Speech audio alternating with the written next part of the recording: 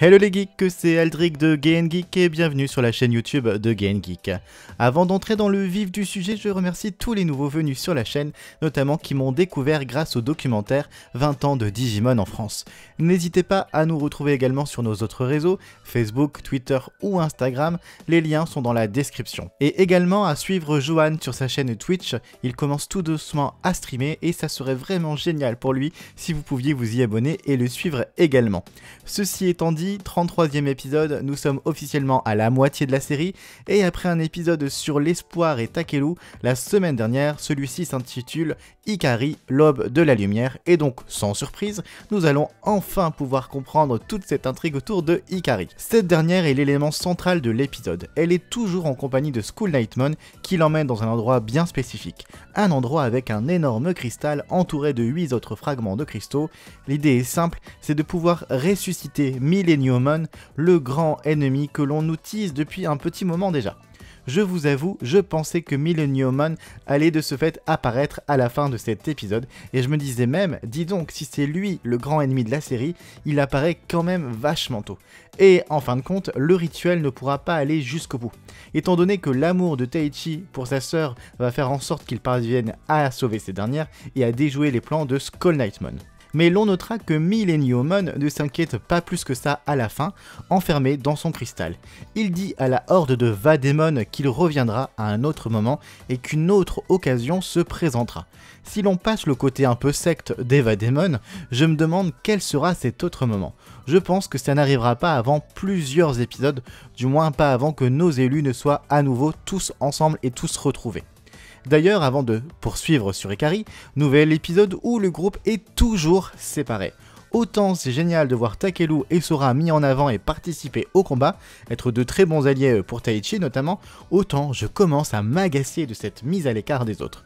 Le plus surprenant venant de Yamato, vendu comme un héros au même titre que Taichi dans ce reboot, le personnage est totalement abandonné dans son désert avec Garurumon et remarquez encore une fois comme ils utilisent les mêmes plans d'épisode en épisode. Je me demande si cela nous réserve un arc spécial Yamato à venir ou non, peut-être qu'il aura aussi lui comme Taichi, Sora et Takeru pendant quelques épisodes un arc avec pourquoi pas Joe et Mimi, ça serait plutôt cool, même si j'y crois que moyennement, faut garder un peu d'espoir. Joe est toujours tout nu au passage, il serait peut-être temps qu'on lui remette, je sais pas, des fringues ou qu'on lui rende ses vêtements.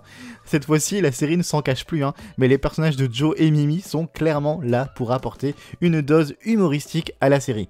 La jeune fille, elle, participe à une drôle de fête avec Togemon et les Gotsumon, tandis que Joe est devenu la star d'un groupe de Nanimon. Certes, ils me font vraiment rire, ça c'est sûr, et moi je les aime toujours d'amour, mais à quand une intrigue consistante pour ces deux-là ? Clairement, c'est vraiment la question que je me pose depuis un petit moment déjà. Koshiro enquête toujours et l'histoire des satellites semble ne pas avancer d'un pouce, et c'est avec ce genre de scène que je trouve que la série entre dans un étrange paradoxe. D'un côté, elle fait énormément de surplace avec des intrigues qui n'avancent pas d'un iota, des personnages qui ne bougent pas et qui stagnent, et de l'autre, elle accélère la cadence avec toujours plus de combats, toujours plus d'ennemis à combattre. J'ai vraiment l'impression qu'elle ne parvient pas toujours à doser correctement les choses. Concernant l'intrigue principale de ce fait, Taichi est prêt à tout pour sauver sa petite sœur et à se battre s'il le faut avec Skull Knightmon qui évoluera très vite dans sa forme supérieure. Là aussi, il prend le temps de passer en Greymon puis en Metal Greymon, alors qu'on sait très bien que c'est la forme de War Greymon qui parviendra d'atteindre son but. Et dans la première série, il se dégageait vraiment aisément des évolutions intermédiaires en évoluant directement de Agumon en War Greymon. Je me demande si la série n'aurait peut-être pas gagné en utilisant également ce même procédé. Après, je vous l'accorde, ça permet toujours de voir les stats de Greymon et Metal Greymon, qui sont aussi très appréciés, ça je le sais. Sora, Takeru et leurs Digimon, Pegasumon et Garudamon, parviennent à dégommer quelques ennemis, et comme dit précédemment, je trouve ça plutôt cool qu'ils ne soient pas que des faire-valoir, regardant ce qui se passe, mais qu'ils participent tout de même à la bataille. Ikari se fait donc aspirer par Dark Knightmon de manière volontaire, et si toute son attitude pouvait paraître étrange ces derniers épisodes, on comprend enfin le fin compte de l'histoire. Elle n'était pas totalement à côté de la plaque, non, mais une voix l'appelait, et pas n'importe quelle voix me direz-vous, car oui, sans surprise, l'autre Digimon sacré qui faisait appel à elle n'est autre qu'un adorable chat avec un anneau autour de la queue. Oui, Tailmon fait sa première apparition. Point d'intrigue donc pour elle autour de Vandemon avec un passé tourmenté malheureux, non, cette Tailmon respire déjà la gentillesse et la lumière.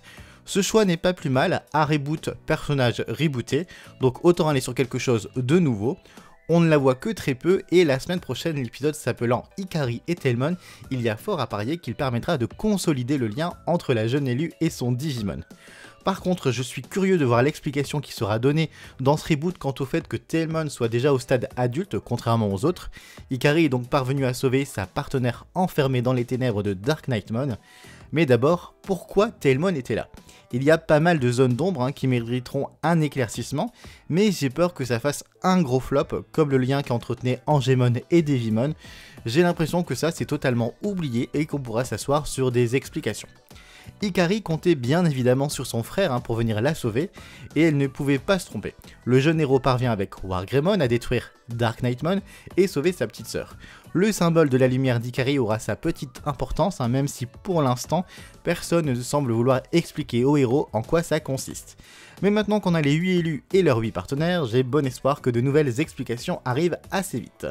En bref, j'ai plutôt beaucoup aimé cet épisode. Tailmon est un Digimon que j'apprécie beaucoup, je suis donc vraiment content de l'avoir entré dans l'histoire. Tout n'est pas parfait, certaines facilités me hérissent toujours le poil, et certains traitements également. Oh, oui, je sais, je ne reviendrai pas sur Joe et Mimi, enfin reconnaissez quand même que c'est dommage.